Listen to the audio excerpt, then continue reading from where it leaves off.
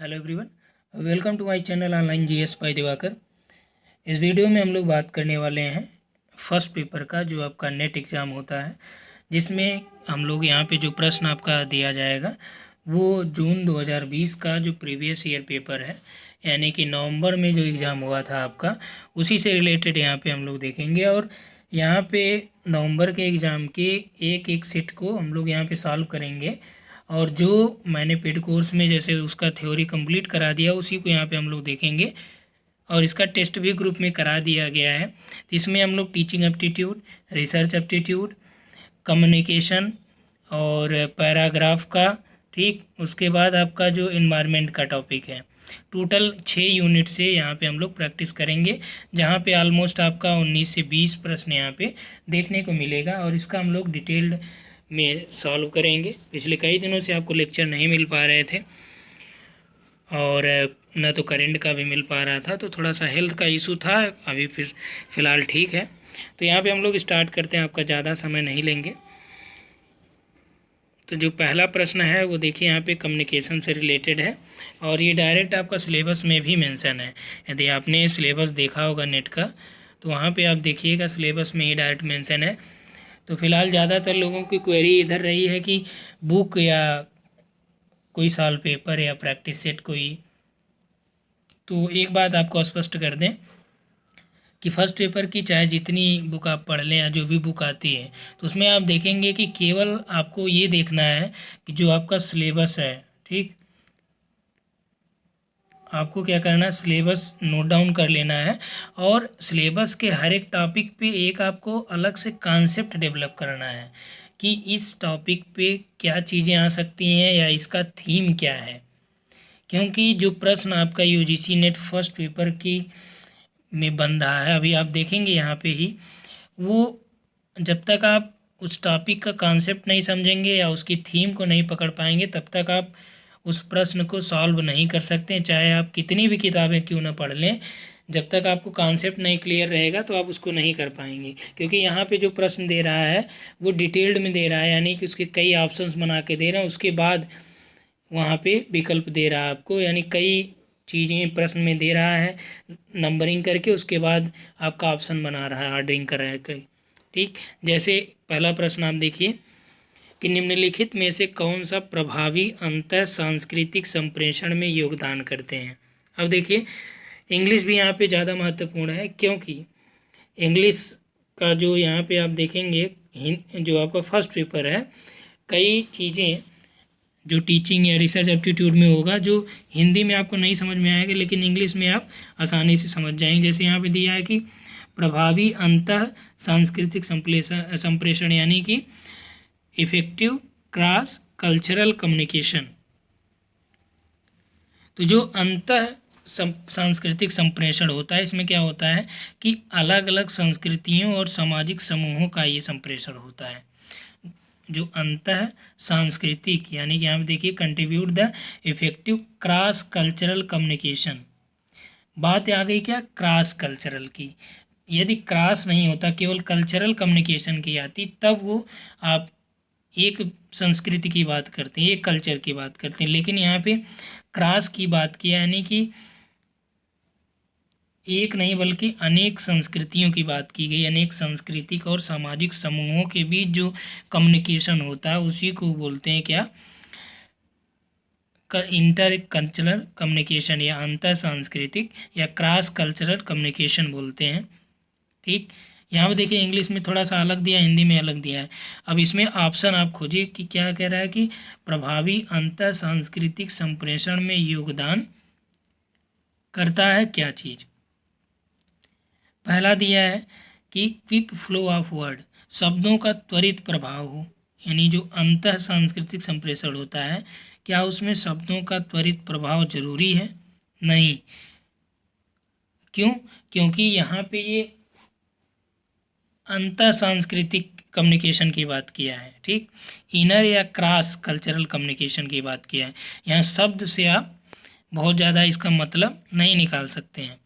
दूसरा देखिए, use of foreign words, विदेशी शब्दों का उपयोग। तो अंतर सांस्कृतिक संप्रेषण, यानी कि जो क्रॉस कल्चरल कम्युनिकेशन है, इसमें आप विदेशी शब्दों का प्रयोग करके क्या साबित करेंगे? तो इसमें आपको ये करना पड़ेगा, जब आपको अन्य विभिन्न प्रकार की संस्कृतियों के साथ आपका संप्रेषण होता है या अलग अलग सांस्कृतिक समूहों के साथ आपका संप्रेषण होता है, तो आपको उन्हीं शब्दों को, जैसे मान लीजिए आप शब्दों का त्वरित प्रभाव बनाए हैं, खूब स्पीड में बोल रहे हैं, सामने वाले को कुछ चीज़ें पकड़ में आ रहे हैं, कुछ चीज़ें ना पकड़ में आ रही, क्योंकि वो भी तो अलग कल्चर से बिलोंग करता है। हो सकता है कि उसकी भाषा भिन्न हो। जैसे कोई आपका विदेशी मित्र आ जाए आपके यहाँ, आप हिंदी में फ्लो में एकदम स्पीड में बोलते जाइए, उसको 2-4 वर्ड समझ में आएगा और सारी चीज़ें उड़ जाएंगी। या आप वहाँ पे जाइए फॉरेन में कहीं, वहाँ के जो लोग जिस स्पीड से इंग्लिश या जो भी आप स्पोकन उनकी लैंग्वेज है, वो उतनी स्पीड में बोलेंगे, आप मान लीजिए कितने भी जानकार हैं उस भाषा के, पूरी तरह से आप उन चीज़ों को नहीं पकड़ पाएंगे, कुछ न कुछ छूट जाएगा। इसलिए शब्दों का त्वरित प्रभाव अन्य संस्कृतियों पे या क्रॉस कल्चरल कम्युनिकेशन के लिए योगदान नहीं देता है। विदेशी शब्द आप उपयोग करेंगे, मान लीजिए वो देसी है, विदेशी यूज करेंगे तो क्या होगा? नहीं इफेक्टिव होगा। तीसरा देखिए, सिलेक्शन ऑफ सिंपल वर्ड्स, साधारण शब्दों का उपयोग करना पड़ेगा, क्योंकि जब भी आप संप्रेषण करेंगे अलग लोगों से, अलग सामाजिक समूहों से, तो आपको क्या करना पड़ेगा? सिंपल वर्ड्स यूज करना पड़ेगा, जिससे वो आसानी से समझ पाएँ। ठीक, तो ये यहाँ पे होगा। डी वाला देखिए, यहाँ पे पूरा ये अभी आगे ऑप्शन आपको और मिलेगा। टेकिंग टर्न्स टू स्पीक, यानी बोलने के लिए बारी लेना, ये भी सही बात है। जैसे मान लीजिए 4 लोग हैं, ठीक, या 6 लोग, मान लीजिए जो भी लोग हैं, आपस में जब ये बात करते हैं तो आपको ये वेट करना, जैसे एक व्यक्ति की बात ख़त्म हो गई, आपको इस बात का इंतज़ार करना पड़ेगा कि ये बंदा अपनी बात ख़त्म करे तब आप स्टार्ट करें। ऐसा नहीं कि ये भी चालू किए, ये भी चालू किए, ये भी चालू किए। तो ये मान लीजिए श्रोता 3 बेचारे हैं, तो ये किसकी बात सुने? और वहाँ पे कोई चीज़ फिर स्पष्ट नहीं हो पाएगा। इसलिए ये जब बोलने महोदय, तब ये महोदय स्टार्ट करें और इनके बाद ये करें, यानी कि बोलने के लिए अपनी बारी का भी इंतज़ार करना पड़ेगा। अगला ऑप्शन क्या दिया? Maintenance of इटिक्विटी। इटिक्विटी मतलब नैतिकता होता है। इटिक्विट, ये आपका देखिए पहले क्या था कि जब अभी जब से ये सिलेबस चेंज हुआ 2019 से, तब जो लेवल इसका ज़्यादा बढ़ा दिया है, और आपको क्या करना है कि जो प्रीवियस ईयर के प्रश्न कराया जा रहा है उसको आप बेहतरीन ढंग से, वही केवल यदि आप सॉल्व करें रहेंगे और नॉर्मल तरीके से एक थ्योरी सभी टॉपिक पे आपको कुछ न कुछ पकड़ तो रहेगा ही। जैसे ही आप प्रश्न को डिटेल में सॉल्व करेंगे तो उससे रिलेटेड कुछ न कुछ इन्फॉर्मेशन आपको कलेक्ट हो जाए। जैसे जब हमने आपको थ्योरी पढ़ाया होगा कि क्रॉस कल्चरल कम्युनिकेशन क्या होता है या इनर कल्चरल कम्युनिकेशन क्या होता है, तो उस समय हमने बताया होगा। यहाँ से वही चीज़ें आपको समझनी है कि बोलने के लिए अपनी बारी का इंतज़ार लेना है। ऐसा नहीं कि एक आदमी शुरू करे साथ में आप भी चलिए। शिष्टाचार को बनाए रखना है, यानी कि जो नैतिकता है उसको आपको बनाए रखना, तभी सामने वाला समझेगा कि हाँ यार, ये इसकी जो कल्चर है, इसके जो सामाजिक स्तर है वो सभ्य है। जैसे ही आप वो सामने वाला चालू किया, आप भी चालू कर दीजिए, तो ये समझेगा यार कि इसका कोई लेवल नहीं है अपना। ठीक, तो ये चीज़ें आपको समझनी पड़ेगी यहाँ पे। तो आप देखिए कि जो एक सांस्कृतिक संप्रेषण यानी कल्चरल कम्युनिकेशन के लिए आवश्यक है, क्या है? साधारण शब्द यूज करिए, बोलने के लिए बारी का इंतज़ार करिए। जैसे ही आप बारी का इंतज़ार करेंगे तो ये क्या होगा कि आपके धैर्य और शिष्टाचार और नैतिकता का ये बोध कराएगा। ठीक, यानी कि आपका सी, डी और ई, ये तीनों आ रहे हैं। अब ऑप्शन में देखिए क्या क्या चीज़ें हैं।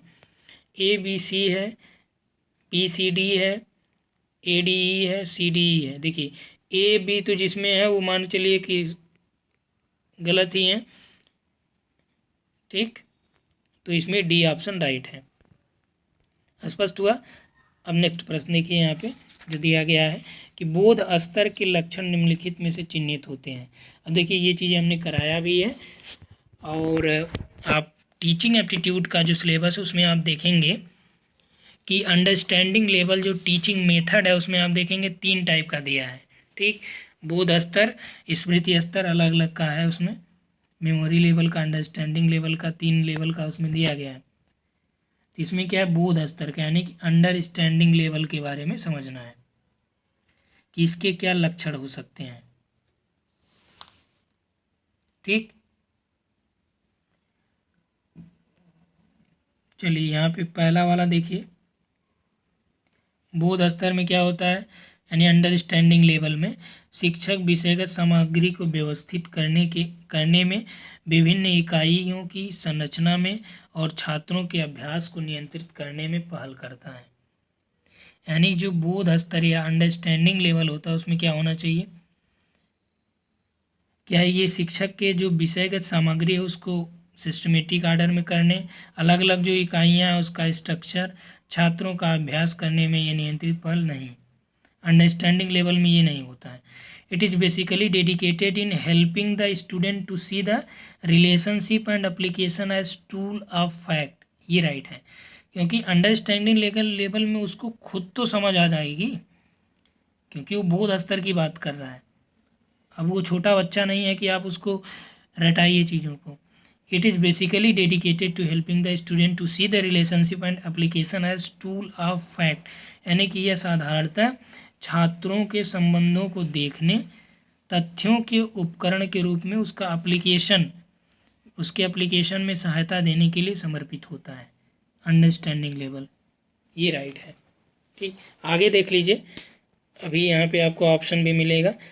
सी में देखिए, it is directed as problem raising and problem solving in collaborative manner, यानी यह समस्या उत्पन्न करने और समस्या निवारण में सहयोग के रूप में निर्देशित करता है।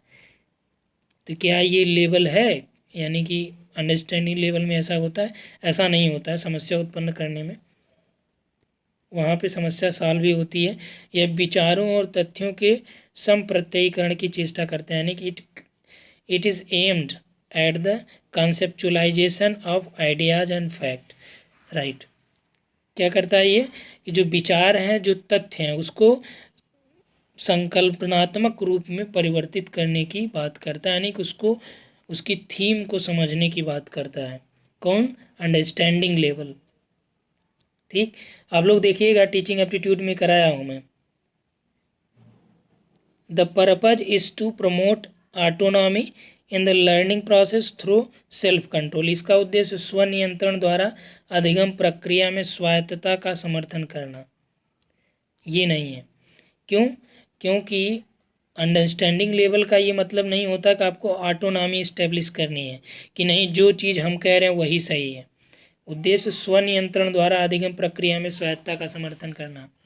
वहाँ पे ये है कि आप अंडरस्टैंडिंग का मतलब आपको एक समझ विकसित हो गई है। आप दूसरे की भावनाओं को, दूसरे की बातों को, दूसरे के ज्ञान को भी आपको तवज्जो देनी पड़ेगी। समझ में आई बात? तो इसलिए ये रॉन्ग हो गया। यहाँ पे दो ही आपको मिला, बी और डी। अब ऑप्शन में देखते हैं, A B, B D, C D, D. तो आपके पास क्या मिला? B D. ठीक, अगला देखिए, mitigation measure to cope with floods include, यानी कि बाढ़ के प्रभावों से निपटने के लिए अल्पीकरण उपाय कौन सा है। अब देखिए, ये आपदा प्रबंधन में है। यदि आपसे कहा जाए कि कहीं बाढ़ आ गई है और आपको वहाँ पे उसको कम करना है, तो आप क्या करेंगे? ठीक, विद्युत सेवा पैनल का उन्नयन या संरक्षण करना, यानी बाढ़ के जो प्रभाव दिख रहे हैं उससे निपटने के लिए आपको क्या करना है, उसका मिटिगेशन मेजर करना है। अल्पीकरण उपाय कौन कौन से होने चाहिए? तो उसमें क्या है कि विद्युतीय सेवा पैनल का उन्नयन या संरक्षण करना, यानी कि जो वहाँ पे एलिवेटिंग और protecting electrical services of panel, यानी कि जो, सही बात है कि जहाँ पे आपदा आई है वहाँ पे क्या करना है, जो इलेक्ट्रिक सर्विसेज हैं, ठीक, उसके पैनल्स हैं, उसको क्या करना है, प्रोटेक्ट करना है, संरक्षित करना है, कि कहीं उसकी वजह से, जैसे मान लीजिए बाढ़ आ गई, ठीक, और कोई विद्युत, या मान लीजिए आपका ट्रांसफार्मर है विद्युत का ही, और वो जल में कहीं गिर गया या बाढ़ में ही, तो उससे क्या होगा, पानी में बिजली उतर जाएगी वहाँ पे, आसपास का जो एरिया, जो वहाँ लोग आ रहे हैं, जहाँ तक फैलेगा उसका प्रभाव तो वहाँ दिखेगा। राइट, ये यहाँ पे सही है। बाढ़ के उफानों में बेहतर ढंग से निपटने के लिए पुलियाओं को की चौड़ा करना, यानी जो पुलिया है जहाँ से पानी जाएगा उसको क्या करना है, उसको और उसकी चौड़ाई बढ़ाना है। बाढ़ के उफानों को बेहतर ढंग से, यानी बाढ़ में जो उफान आ रहा है तो उसके लिए क्या करना पड़ेगा, पुल की चौड़ाई को बढ़ाना पड़ेगा। यानी जो छोटी छोटी पुलियाँ लगी हैं उसको निकाल देना, वहाँ पे ज़्यादा चौड़ी पुलिया लगाना। इससे क्या होगा कि जो बाढ़ के प्रभाव हैं वो कम हो जाएंगे। यहाँ पे क्या बोला, अल्पीकरण की बात करा, यानी मिटिगेशन की बात किया है। ठीक, नेक्स्ट है बी वाला भी राइट है। सी देखिए, protecting collision facilities with barriers and sandbags, यानी अवरोधों और रेतों के थैले द्वारा क्या करना, बैरियर्स सुविधाओं का संरक्षण करना है। अवरोधों और रेत के थैलों द्वारा संतरण, यानी कि प्रोटेक्टिंग कोलिजन फैसिलिटीज़। तो इससे क्या होगा, अवरोध बना दिया जाए या रेत के बड़े बड़े थैले। आप देखते हैं कि जब गंगा नदी की हम लोग बात करें, जैसे कुंभ मेला जब होता है तो उसके घाटों पे या तटों पे आप देखते हैं कटान रोकने के लिए क्या किया जाता है, बालू की या रेत की बोरियां वहाँ पे लगा दी जाती हैं। इससे क्या होगा, कटान नहीं होगा। तो ये यहाँ पे करना पड़ेगा, अवरोध एक प्रकार से ये काम करता है। ठीक, इससे क्या होगा, कटान नहीं होगा, यानी अपरदन नहीं होगा। डी का देखिए, removing trees and debris from the flood plains, बाढ़ क्षेत्रों से वृक्षों और मलबों को हटाना। तो ये तो कोई बहुत समझदारी का काम नहीं हुआ ना, कि जो बाढ़ क्षेत्र है वहाँ से आप मलबे हटा दिए तो ये ठीक है, लेकिन वृक्ष को हटाना वहाँ से, ये समझदारी की बात नहीं है कि आप जो बाढ़ का क्षेत्र है वहाँ से वृक्ष हटा दें। इससे आपदा या बाढ़ पर कोई विशेष फर्क नहीं पड़ने वाला है। ठीक, आगे देखिए, relocating equipment outside the flood plains. ठीक, तो यहाँ पे क्या कह रहा है ये, कि relocating equipment outside the flood plains, उपकरणों को बाढ़ क्षेत्र से स्थानांतरित करना, यानी जो भी उपकरण हैं वहाँ पे बाढ़ क्षेत्र से उसको हटा देना। तो ये भी एक अच्छा कार्य है कि वहाँ पे ये न लगाया जाए। तो जैसे कि कहीं पे भी बाढ़ के प्रभाव दिख रहे हैं तो उसको कम करने के लिए आपको क्या करना पड़ेगा, कि वृक्षारोपण करना पड़ेगा, वन विनाश को रोकना पड़ेगा। इससे भी क्या होगा, बाढ़ के जो प्रभाव हैं वो कम किए जा सकते हैं। अब ऑप्शन देखिए, यहाँ पे जो देखने को मिला है ये आपका डी वाला रंग है और सब सही है। तो ए बी सी डी सही है, डी जिसमें है वो तो रंग हो जाएगा। ए बी सी ई ये राइट है, ये रंग है, ये भी रंग है। ठीक, बी वाला राइट है। आगे देखिए, which are the following support materials in learning use the procedure of programmed instructional technology based on Skinner and Crowder's principles. अब ये देखिए, ये थोड़ा सा आपका थ्योरी में चला गया है, हालांकि ये आपके सिलेबस में तो है नहीं। ठीक, स्किनर और क्राउडर यानी जो लर्निंग प्रोसेस के जो सिद्धांत हैं वो आपकी सिलेबस में आपके नहीं दिया गया है, फिर भी यहाँ से प्रश्न ये पूछ दिए हैं। ठीक, तो यहाँ पे जैसे टीचिंग का जो पार्ट है, अगर आप पेडागॉजी में पढ़ेंगे अलग तरीके का हो जाता है, टेट सी टेट के लिए पढ़ेंगे अलग तरीके का हो जाता है, नेट के लिए आप अपना सिलेबस ही पढ़ेंगे। ठीक, तो मान के चलिए कि जो आपके पेपर में 5 प्रश्न आएंगे, 5 में 4 तो आप कर ले जाएंगे, एक आपका यही थोड़ा एक्स्ट्रा हो जाता है लेवल का। ठीक, तो 4 कैसे कर पाएंगे, एक तो आपको थ्योरी पे स्पेशल पकड़ बनानी पड़ेगी, थ्योरी के सभी टॉपिक पे आपको पकड़ बनानी पड़ेगी, उसके कॉन्सेप्ट को समझना पड़ेगा, तभी आप कर पाएंगे।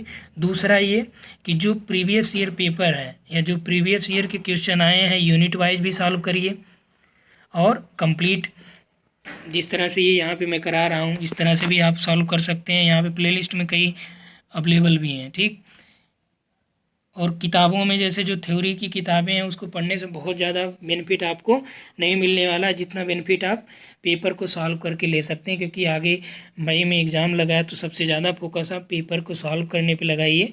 और कुछ जो टॉपिक है जहाँ पे आपको नहीं समझ में आ रहा है उस टॉपिक पे आप पढ़िए चीज़ों को, उस पर आप अपना कॉन्सेप्ट जो है बनाइए। अधिगम में कौन सी आधार सामग्रियाँ स्किनर और क्राउडर के सिद्धांत पर आधारित अभिक्रमित अनुदेशन की तकनीक का प्रयोग करती हैं?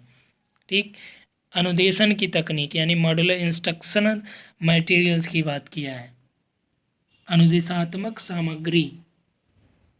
ठीक, क्राउडर और स्किनर की।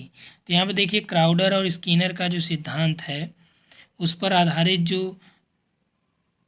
इंस्ट्रक्शनल टेक्नोलॉजी पे बेस्ड जो प्रोग्राम्ड इंस्ट्रक्शनल टेक्नोलॉजी पे बेस्ड जो इनकी अनुदेशन की तकनीकी है प्रयोग किया है इन्होंने, उसमें दिया है कि मॉड्यूलर इंस्ट्रक्शनल मटेरियल अनुदेशनात्मक सामग्री इन्होंने यूज किया। तो ये रॉन्ग है। ब्रांचिंग प्रोग्राम्स बेस्ड मटेरियल यानी श्रृंखलित अभिक्रम आधारित सामग्री का उपयोग स्किनर और क्राउडर ने किया था। लीनियर प्रोग्राम्स बेस्ड मटेरियल रेखीय अभिक्रम आधारित सामग्री, तो रेखीय भी किया था और ब्रांचिंग भी। ठीक, specially prepared supplement program materials यानी विशेष रूप से निर्मित पूरक कार्यक्रम सामग्री का उपयोग किया नहीं, इनकी तकनीक में ऐसा उपयोग। व्याख्यान की वे रूपरेखाएं जो चिंतन करने जैसे घटक विद्यमान है, तो ऐसा भी इन्होंने नहीं किया था। ऑप्शन में देखिए दो ही चीज़ यहाँ पे बी और सी है, यानी ए C B C C D, तो यहाँ पे राइट आपका बी सी हो जाएगा, बी। ठीक, इसका डिटेल्ड हम लोग अलग से करेंगे। अभी फ़िलहाल आपका जो मई में एग्ज़ाम होने वाला, क्योंकि यहाँ पे बहुत ज़्यादा डिटेल हम लोग जाएंगे तो वीडियो और ज़्यादा बड़ा हो जाएगा। To put out world least pathway to limit global warming to, ये देखिए प्रीवियस ईयर में पूछा गया प्रश्न है कि ग्लोबल वार्मिंग को पूर्व औद्योगिक स्तर के 2 डिग्री सेंटीग्रेड तक सीमित करने के उद्देश्य से विश्व को सर्वाधिक कम लागत के मार्ग पर लाने के लिए 2017 के सापेक्ष 2030 तक वैश्विक ग्रीनहाउस गैस उत्सर्जन में किस सीमा तक कटौती करना आवश्यक है? 25%, 15%, 10% या 20%? तो यहाँ पे जो राइट आंसर आपका है ये है 25% की बात की गई थी। ठीक, पेरिस समझौते में ये बात किया गया था कि 2030 तक 2017 के सापेक्ष, ध्यान रखिएगा 2017 के सापेक्ष 2030 तक जो ग्रीन हाउस गैस है, ना कि CO2, ग्रीन हाउस गैस में कई आ जाती हैं, तो ग्रीन हाउस गैस है उसके उत्सर्जन में 25% की कमी की बात इन्होंने किया था कि इतनी कटौती होनी चाहिए। अगला, ये अहमद की शिक्षण अधिगम स्थितियाँ सातत्य पर लाई जा सकती हैं जिसका विस्तार स्मृति स्तर से विमर्शक स्तर तक होता है, किसके द्वारा प्रतिपादित होता है? यानी कुर्ट लेविन ने किया या स्टीफन एम कोरी ने, एल विगी ने या स्किनर ने?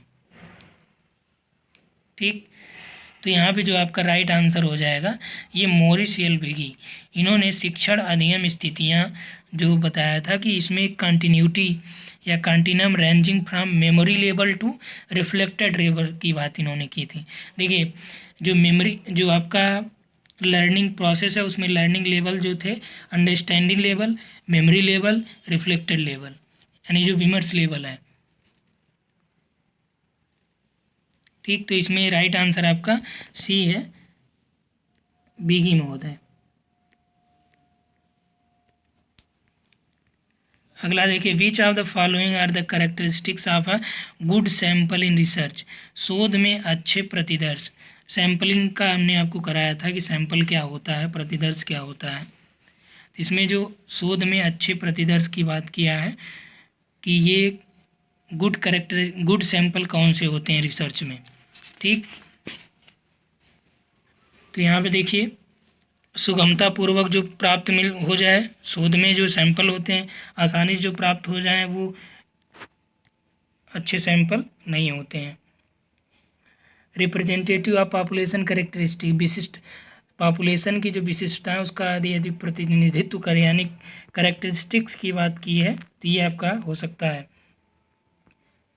अगला, शोधकर्ता का व्यक्तिगत हित है तो ये एकदम नहीं, क्योंकि वो इससे बायस्ड हो जाएगा।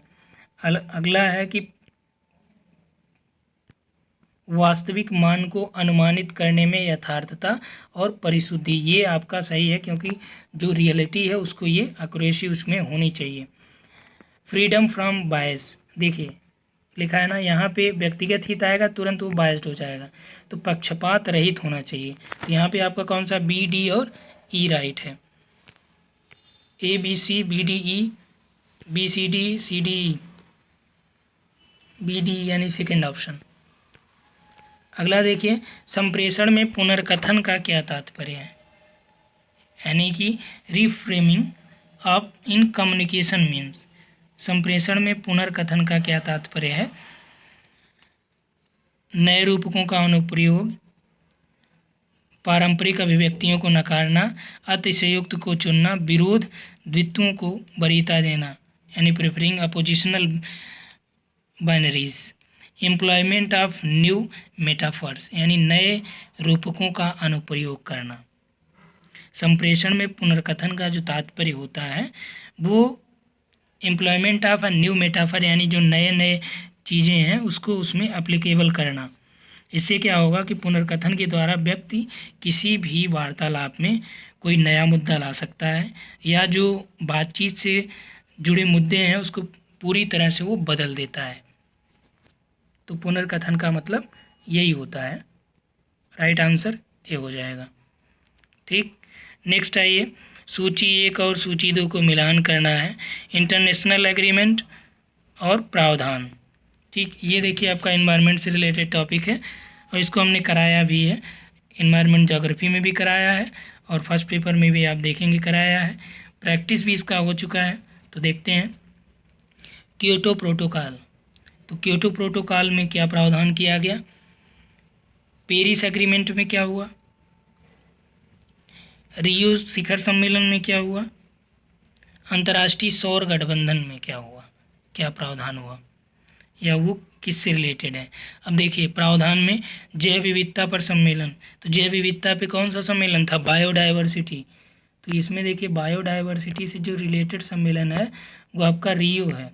ठीक, सस्ती और विश्वसनीय ऊर्जा से रिलेटेड है तो वो आपका अंतर्राष्ट्रीय सौर गठबंधन ISA है। ठीक, तो इसमें जो राइट आंसर हो जाएगा तो वो आपका बी का 3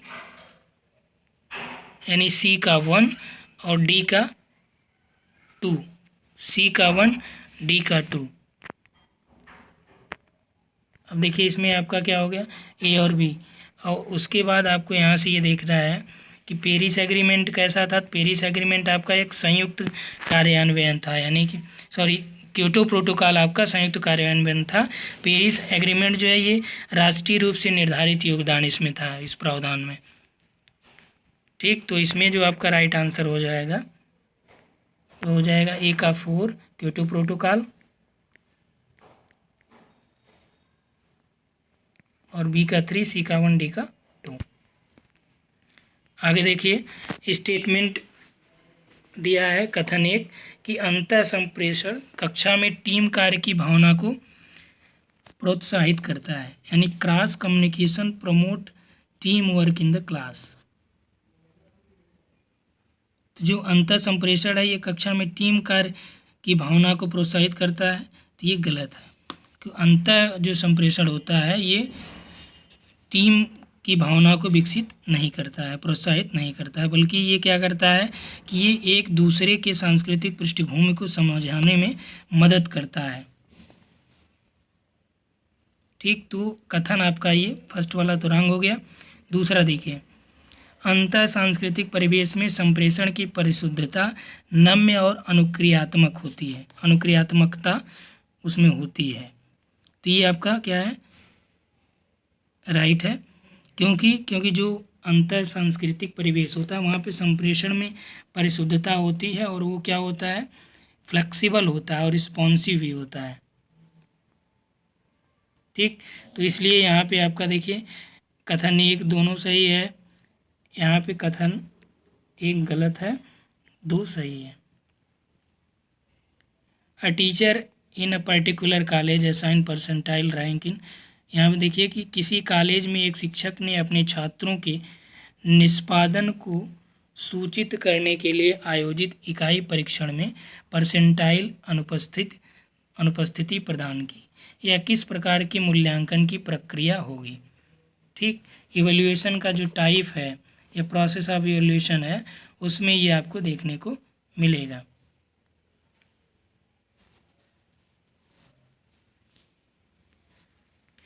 तो यहाँ पे देखिए कि अपने छात्रों को निष्पादन को सूचित करने के लिए आयोजित इकाई यानी कि student performance in the unit test conducted, what type of assessment procedure will it be called. अब देखिए यहाँ पे अलग अलग जो यहाँ पे दिया गया है, इन सभी को हमने आपको समझाया है कि जो क्राइटेरियन रेफरेंस होता है यानी निकट संदर्भित क्या होता है, मानक संदर्भित क्या, निर्माणात्मक और संकलनात्मक। ठीक, तो इसमें जो आपका राइट हो जाएगा वो हो जाएगा मानक संदर्भित यानी नॉर्म रिफर्ड। मानक संदर्भित जो परीक्षण होता है उसका उद्देश्य छात्रों की उपलब्धि की तुलना में जो अन्य छात्रों की उपलब्धि है उससे वो तुलना की जाती है, या जो छात्रों की प्राप्ति है किसी ज्ञात समूह के जो अन्य छात्र हैं उनकी सापेक्षिक स्थिति के रूप में इसमें किया जाए, यानी कि प्राप्तांकों की व्याख्या उस परीक्षण में मानक के आधार पर की जाती है। ठीक, यहाँ पे देखिए परसेंटाइल अनुपस्थित प्रदान की। अगला, एक महाविद्यालय का एक शिक्षक पता लगाना चाहता है कि शहरी ग्रामीण अंचल के छात्र छात्राओं की अधिगम में संलिप्तता किस हद तक वे जिस परिवार से आते हैं उनकी सामाजिक आर्थिक स्थिति से जुड़ी है। इस शोध परियोजना में किस चर को निराश्रित चर यानी स्वतंत्र चर बताया जाएगा। देखिए स्वतंत्र चर और परतंत्र दोनों के बारे में हमने बताया, आपको आश्रित चर के भी बारे में बताया है। ठीक, तो इसमें दिया है कि अधिगम के छात्र, परिवार की सामाजिक आर्थिक स्थिति, नगरीय क्षेत्र। एक बार ये फिर से पढ़ेंगे तो और स्पष्ट हो जाएगा। एक महाविद्यालय का शिक्षक यह पता लगाना चाहता है कि शहरी ग्रामीण अंचल के छात्र छात्राओं की अधिगम में संलिप्तता किस हद तक है, शहरी और ग्रामीण दोनों में, और वो जिस परिवार से आते हैं उनकी सामाजिक आर्थिक स्थिति से क्या वह जुड़ी है जो अधिगम की संलिप्तता है। इसके बारे में किस चर को निराश्रित यानी स्वतंत्र चर किसको कहा जाएगा।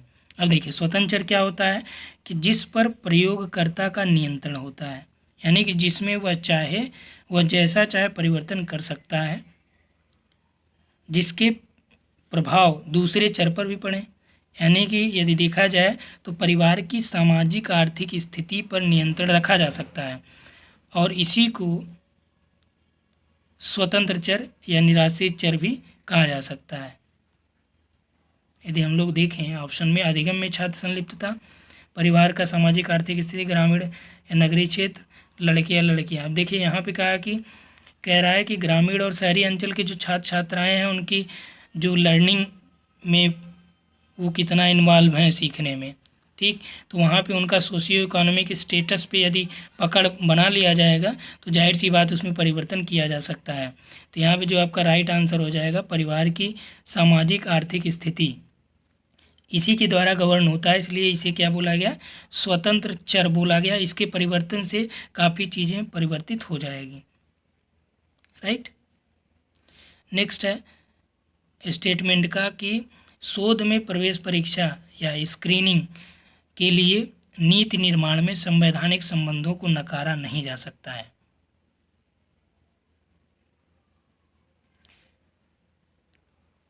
शोध में प्रवेश परीक्षा या स्क्रीनिंग के लिए जो नीति निर्माण में संवैधानिक उपबंधों को नकारा नहीं जा सकता है, तो ये in research formulation of policies for admission या screening can not neglect the constitutional provisions, ये राइट है। क्योंकि कहीं भी शोध होता है या रिसर्च में एडमिशन लेना है तो जो वहाँ का एक कॉन्स्टिट्यूशनल प्रोविजंस है उसको फॉलो करना पड़ेगा। शोध डिग्रियाँ प्रदान करते समय साम्यता के हित हेतु अल्पसंख्यक कोटे का संरक्षण किया जाना चाहिए। तो यहाँ पे देखिए ये नहीं है, क्योंकि डिग्रियाँ प्रदान करते समय जो अल्पसंख्यक कोटे का संरक्षण करने से शोध की गुणवत्ता में सुधार की संभावना नहीं बढ़ती है, तो इसलिए ये आपका रॉन्ग हो जाएगा, ये राइट होगा। ठीक, इससे क्या होगा कि इससे जो रिसर्च है वो एक सही दिशा को प्राप्त होगा और गुणवत्तापूर्ण शोध में सहायक सिद्ध भी होगा। जो वर्तमान में आप देख रहे हैं हर जगह हर एक यूनिवर्सिटी में ऐसा नहीं हो रहा है, ऐसा होना चाहिए।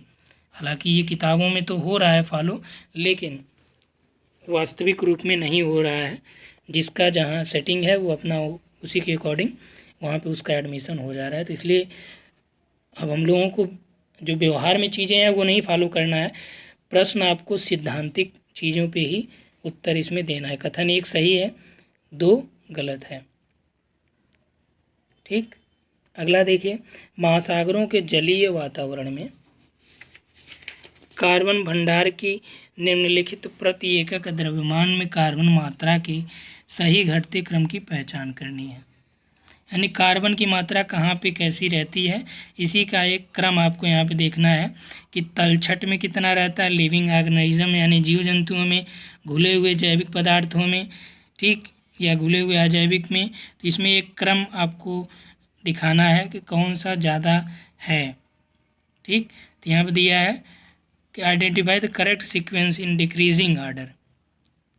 ठीक, इंक्रीजिंग नहीं बल्कि डिक्रीजिंग यानी घटते क्रम में। तो सबसे ज़्यादा देखिए कहाँ पे कार्बन आपको देखने को मिलेगा, तो जो तलछट है सेडिमेंट्स है वहाँ पे। उसके बाद आपका जो घुले हुए अजैविक है यानी डिजॉल्व इनऑर्गेनिक मैटर्स। उसके बाद आपका जैविक पदार्थों में, ठीक, यानी लिविंग जो ऑर्गेनिज्म है। ठीक, उसके बाद आपका हो जाएगा किसमें, घुले हुए जैविक पदार्थ के बाद आपका जीव जंतु में, ये चौथे नंबर पे आएगा। डिजॉल्व ऑर्गेनिक मैटर तीसरे पे आ जाएगा। ये आपका दूसरे पे, ये आपका पहले पे है। ठीक, यानी A D C B, A D C B, B right है। ठीक, नेक्स्ट आइए, अब यहाँ पे आपको पैराग्राफ ये सॉल्व करना है। पैराग्राफ सॉल्व करने के लिए सबसे पहले आपको क्या करना होगा कि आप एकदम नीचे आ जाइए और पहले आप प्रश्न पढ़ लीजिए। प्रश्न पढ़ने के बाद आपको समय भी कम लगेगा और आप आसानी से इसको सॉल्व भी कर ले जाएंगे। तो चलिए हम लोग पहले पढ़ते हैं, इमोशनल मैच्योरिटी यानी संवेगात्मक परिपक्वता। उसके बाद है संवेगात्मक कारकों के स्पष्ट आकलन से हम क्या बनते हैं। फिर आपका समुचित रूप से प्रयुक्त संवेग हमारा किस रूप में मार्ग प्रशस्त करते हैं। मानव संवेग क्या है, इसको सीक्वेंस में यहाँ पे लगाना है कि कौन सा सही है। तदनुभूति का विकास व्यक्ति को क्या बनाने में मददगार, यानी कि इम्पैथी मेक्स अ पर्सन, यानी इम्पैथी के द्वारा व्यक्ति क्या बनता है। ठीक, आ जाइए पैराग्राफ पे एक बार उसको पढ़ लीजिए और यहीं से आप इसका आंसर भी ढूंढते हुए चलिए। यहाँ पे देखिए तदनुभूति का जो विकास है, ठीक, तो इसमें व्यक्ति क्या बनाने में मददगार होता है। इसमें 2 ऑप्शन आपको ज़्यादा सही दिख रहा होगा। यहाँ पे आप आएंगे,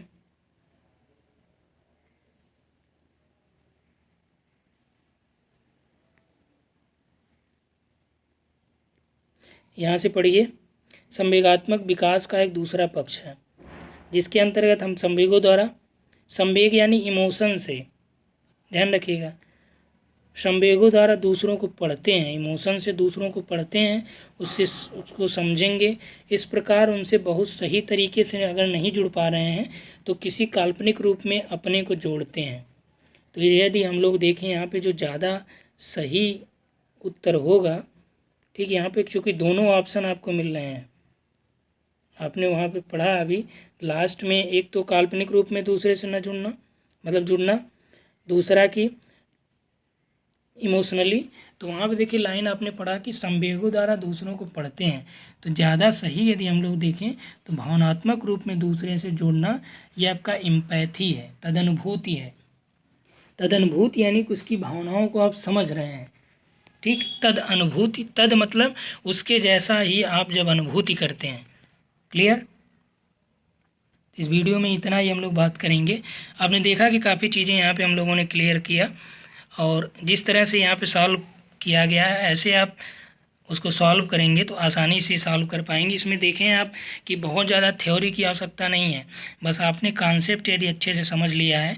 अब 2-4 प्रश्न ऐसे होंगे जो थ्योरी बेस्ड होंगे, या एग्जामिनर जो है यदि 50 प्रश्न देगा तो वो ये थोड़ी चाहेगा कि आप 50 में 50 सही करिए, क्योंकि जब 50 में 50 आपका सही हो जाएगा तो वो उसके ऊपर सवाल उठेगा। और ये आपका जो मास्टर के बाद एग्ज़ाम ये होता है, यानी पीजी के बाद का होने वाला एग्ज़ाम है, काफ़ी लेवल का एग्ज़ाम होता है ये। और जैसे ही सिलेबस चेंज हुआ है, जो प्रश्न का पैटर्न है बहुत ही हार्ड लेवल पे ये गया है, लेकिन यहाँ पे आप देखेंगे यदि कॉन्सेप्ट आपका क्लियर है तो आसानी से आप इसमें ज़्यादा प्रश्न कर पाएंगे। ठीक, तो इस वीडियो में इतना ही। उम्मीद है आप लोगों को पसंद आया होगा। तो वीडियो को लाइक करिएगा, कमेंट करिएगा, अपने मित्रों तक शेयर करना मत भूलिएगा। Thanks for watching.